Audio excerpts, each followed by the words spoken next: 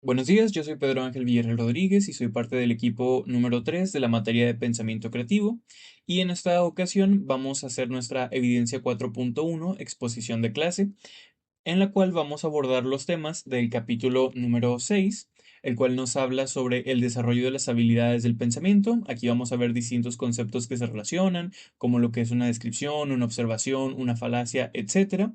Y asimismo, el capítulo número 7, el cual nos habla de los conceptos y teorías de la creatividad. Vamos a platicar sobre los tipos de creatividad que existe, en qué consiste y cómo se pueden aprovechar, etcétera. Todo esto será más profundizado por mis compañeros. Gracias.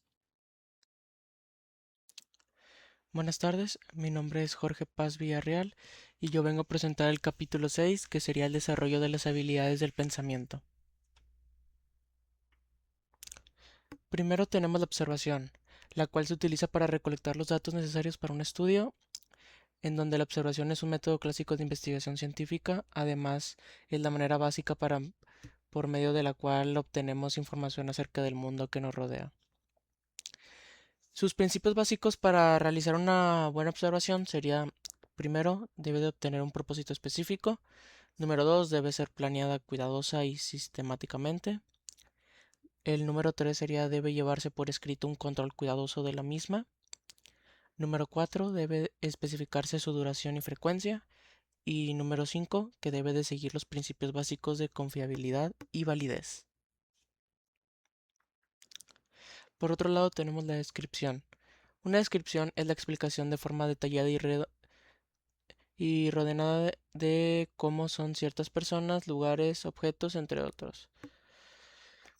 Lo que significa describir. Esto es más que nada lo que se representa a través de la palabra mediante la explicación de sus diversas partes, cualidades o circunstancias, lo cual nosotros utilizamos más comúnmente para describir objetos, lugares y personas.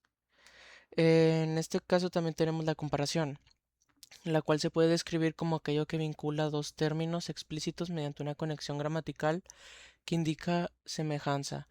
Y jamás se debe confundir la comparación con el ejemplo, ya que por simple verificación de la noción de cada quien o la ley general, en caso concreto se debe saber la diferencia de cada uno de ellos.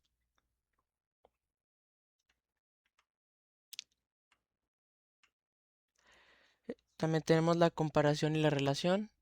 Estos dos conceptos van de la mano, ya que son completamente un complemento. Después de observar casi siempre el automático, comparamos lo que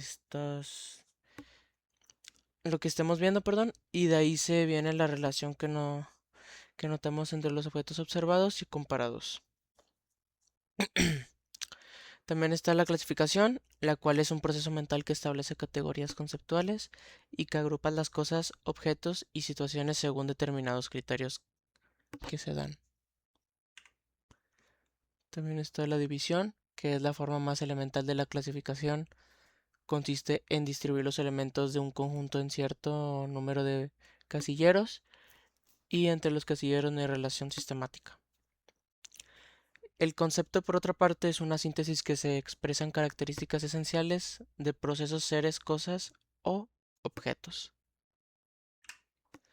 El pensamiento hipotético sirve para identificar y describir un objeto según el conocimiento de las características esenciales. Y la hipótesis científicas son o es aquella formulación que se apoya en un sistema de conocimientos organizados. Este debe de ser de hechos reservados y también debe ser lo más sencillo posible. También existen cambios, secuencia y transformaciones. El cambio es un fenómeno que modifica las características de los objetos y las situaciones. Sus tipos sería que existen de alternativa, como encendido y apagado, que existen de progresivo de crecimiento o de crecimiento, como el niño que se hace adulto. Ese sería un buen ejemplo. Y el cíclico, que sería un ejemplo, sería como un semáforo. La secuencia es una sucesión de estados o características de un objeto, hecho o situación, según algún criterio previamente acordado. Las transformaciones son cambios de tipo marcadamente natural o espontáneo. Estas tienen ventajas de comprender las transformaciones. Eh, Existen ventajas de comprender las transformaciones. Entre ellas sería conocer mejor al mundo natural y cultural, explicar los fenómenos naturales o culturales, intervenir las transformaciones para daño o provecho, tomar conciencia de la responsabilidad que emana de nuestras acciones y construir el desarrollo sostenible.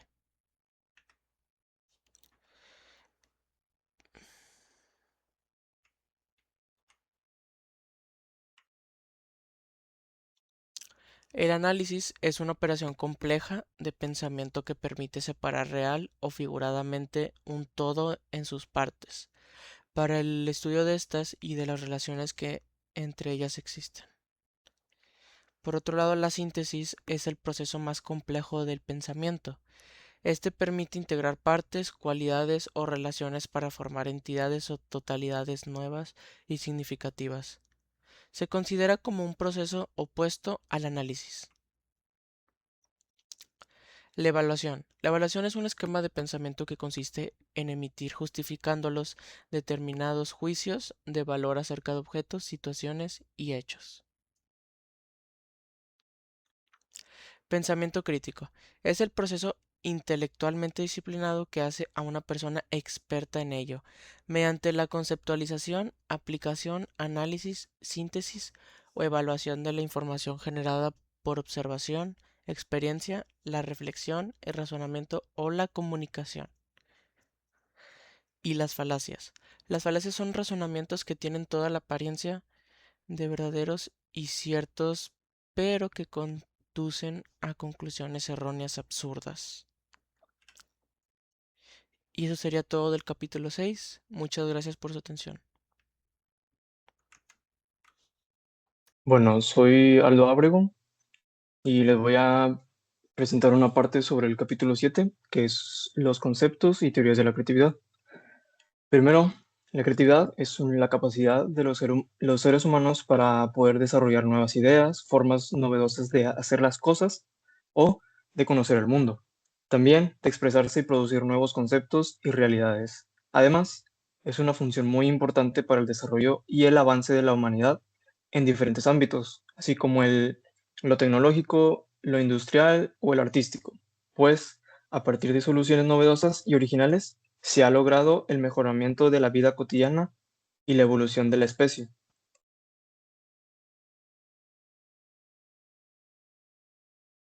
Aquí tenemos algunos avances, datos, digamos, sobre la creatividad, y es que Binet inició la medida del coeficiente intelectual en la Universidad de Stanford, en Estados Unidos, en 1911.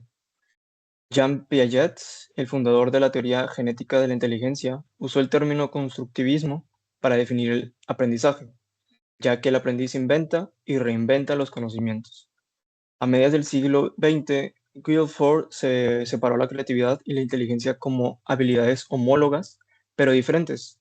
Él planteó la distinción convergente-divergente y popularizó la palabra creatividad. Taylor estudió los niveles y dimensiones de la creatividad.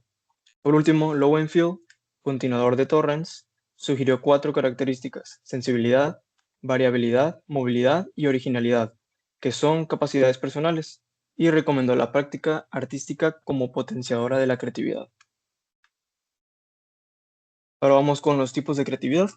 La primera es la plástica, que esta se relaciona con las formas, colores, texturas, proporciones y volúmenes en las artes visuales, como por ejemplo, arquitectura, escultura y pintura. El segundo tipo de creatividad es fluente, es la de los sentimientos, los afectos y las actitudes. En ella predominan los valores, los anhelos y los sueños, lo imaginativo, el simbolismo y el espíritu quimérico, lo religioso y lo místico. Intuitiva, se sitúa como una experiencia eufórica en que las soluciones llegan de repente a la mente, se aclaran las ideas y entonces comienza el paso de organizarlas en forma sistematizada. Filosófica. Este tipo de creatividad es como un modo conceptual de pensar. en el cual se transforman las imágenes en símbolos. Científica. Este se aplica el ingenio y el talento en la investigación de nuevos conocimientos. Aprovecha las felices ocurrencias en cualquier fase del método y no solo al elaborar las hipótesis o al generar opciones de solución. Por último, tenemos la inventiva, que es la aplicación talentosa de las ideas, las teorías y los recursos a la solución de los problemas del quehacer ordinario. De mi parte es todo. Muchas gracias. Prosiguiendo con la presentación, tenemos los niveles de creatividad. En el primero tenemos el plano expresivo, que se refiere a la espontaneidad y la libertad con la que se expresan los niños. Posteriormente tenemos el plano productivo, que supone que las personas generan alguna síntesis, la más común es la comunicación oral. Luego tenemos el plano de las relaciones originales. En este nivel solo se requiere un buen talento de ejecución, perdón. Luego tenemos el plano renovador. Esta creatividad es consecuencia de varios tipos de análisis realizados sistemáticamente y procedidos, a su vez, por una fase de recolección de información. Por último tenemos el plano supremo. En este nivel está reservado para los genios, esos que pueden aparecer uno cada siglo, generadores de paradigmas o revolucionarios del saber o la práctica en algún campo. ¿Qué es lo que se espera de los comportamientos creativos? Pues lo que se espera de este tipo de comportamientos es que ofrezcan novedades, que como profesionistas sean capaces de comunicarse en forma abierta, amplia e intensa, que logren asociaciones curiosas e ingeniosas, que ofrezcan opciones estimulantes a quienes parecen no tenerlas a su alcance, que sean audaces, que se arriesguen sin temor al fracaso, que aumenten la aventura, los caminos nuevos y arriesgados, que sean impulsadores del progreso, una especie de clarividentes y por último que promuevan el éxito en la enseñanza-aprendizaje, al igual que en las empresas y otras instituciones.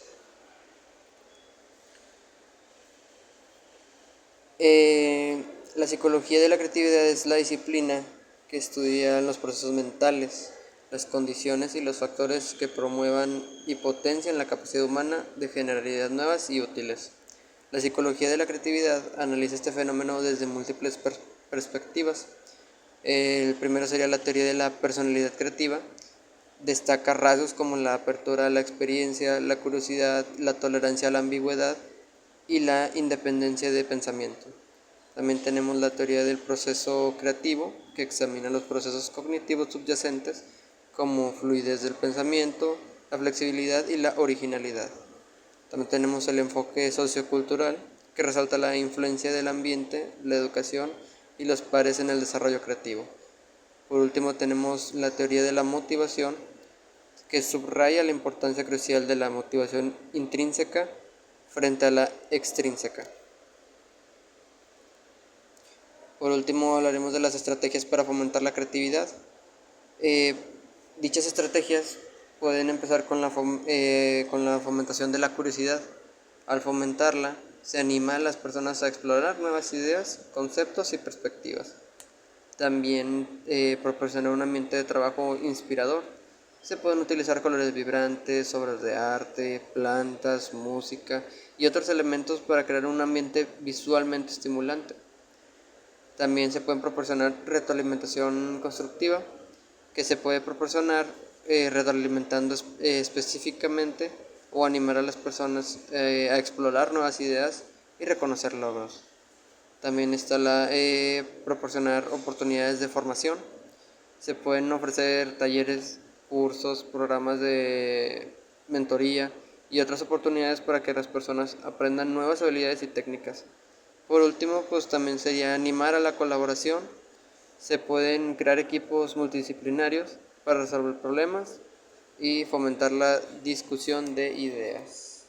Buenas, mi nombre es José Roberto de la Cruz Murillo y hoy me tocó exponer parte de lo que es el capítulo 6. Eh, ok, hoy lo que vengo a hablar es sobre las herramientas del pensamiento creativo y como muchas de estas formas de pensar también se aplican en la ingeniería de software. El punto clave aquí es que se relaciona el pensamiento humano con el software, ¿verdad? Ok, la división. La división es la forma más básica de clasificación. Básicamente consiste en separar elementos en grupos distintos. Y en programación esto lo vemos cuando organizamos archivos en carpetas como lo que son imágenes, estilo CSS o scripts en JavaScript. Cada cosa tiene su lugar, aunque no necesariamente están conectados entre sí. Algo importante es que aquí no hay relación lógica entre los grupos, solo la organización. Ok, ay, disculpen. El concepto o la abstracción. La abstracción consiste en quedarnos solo con las características importantes y eliminar detalles innecesarios. Por ejemplo, en programación orientada a objetos, una clase llamada usuario solo guarde datos esenciales como nombres o correo, sin importar quién sea específicamente el usuario. Eh, la abstracción pues suele ayudar a reducir lo que es la complejidad. Pensamiento hipotético. El pensamiento hipotético consiste en generar una idea o teoría basada en experiencia previa. En software esto pasa cuando analizamos código hecho por otra persona antes de ejecutar el programa. Tratamos de imaginar qué hace cada función, observando nombres de variables y estructura. Ok, a diferencia de una simple suposición, una hipótesis científica se basa en hechos observados. En programación esto ocurre durante el debugging. Primero observamos errores o logs y luego proponemos la explicación más simple posible para encontrar la falla. Aquí los puntos clave sería basarse en evidencia o buscar soluciones simples primero. La explicación más sencilla normalmente pues es la correcta, ¿verdad? El cambio. La alternancia es un tipo de cambio básico donde algo puede estar activado o desactivado. En programación esto se representa con valores booleanos, true o false, por ejemplo, cuando un botón está encendido o apagado. Progresión y ciclos. Aquí pues vemos lo que son dos tipos de cambios, progresivo y cíclico. En el progresivo ocurre poco a poco como las versiones de un software que van mejorando con el tiempo. En cambio, cíclico se repite constantemente como los sprints ágiles o los bucles en programación. Aquí los puntos claves son que el progresivo pues viene siendo la evolución continua y el cíclico pues simplemente consiste en repetirse constantemente, ¿verdad? Aquí eh, pues sí, es todo lo que se podría decir. El progresivo pues evoluciona continuamente, ¿verdad? Y el cíclico pues se sigue repitiendo. La secuencia. La secuencia pues, es el orden lógico de pasos para realizar una acción. En programación esto se refleja en los algoritmos donde cada instrucción debe seguir un orden exacto para resolver el problema. Aquí pues los puntos claves de lo que sería la secuencia sería lo que es la precisión, el orden, la finitud, la efectividad. Si alteramos el orden, pues el algoritmo puede fallar.